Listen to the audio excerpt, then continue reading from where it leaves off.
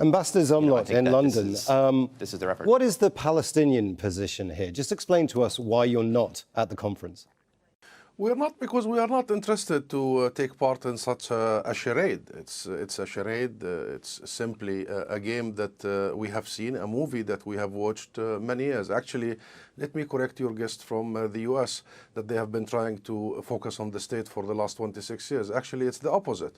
For the last 26 years, the only idea that was tested and tried was economic peace.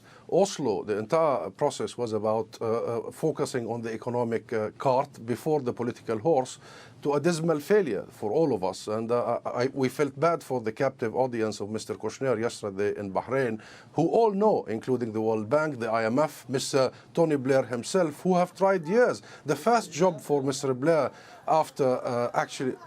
after leaving the number 10 Downing Street was to head the quartet, and he has tried hard at this concept of economic cart before the economic horse.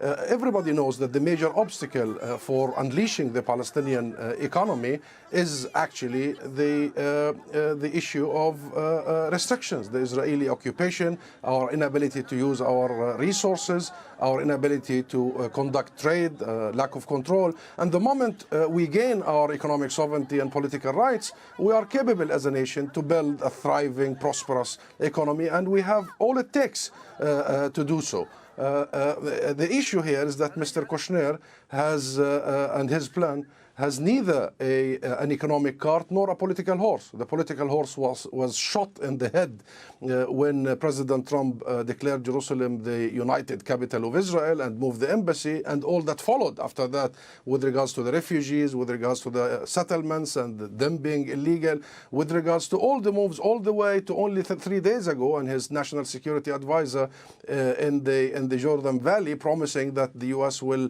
endorse Israel's control of the Jordan Valley and annexation, which is, by the way, the strategic reservoir of Palestine.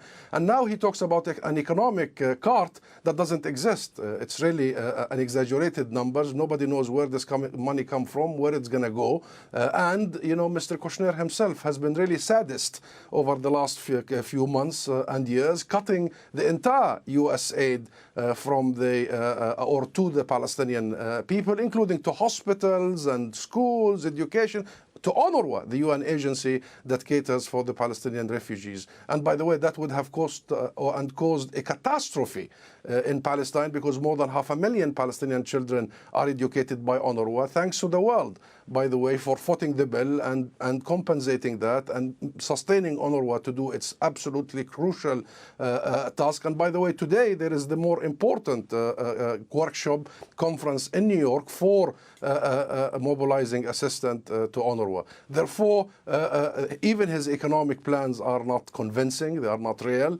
And the only question for us is, what is the intention behind all this? And we believe the Manama show is only about one last request by Netanyahu in the election season, which is the Arab-Israeli normalization of relationship in absence of a political solution.